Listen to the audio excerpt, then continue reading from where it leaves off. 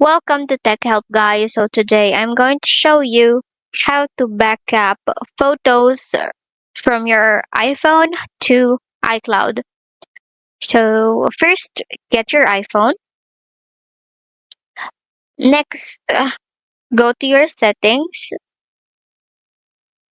So as you can see here below settings, you can see your Apple account. Just click your name or the arrow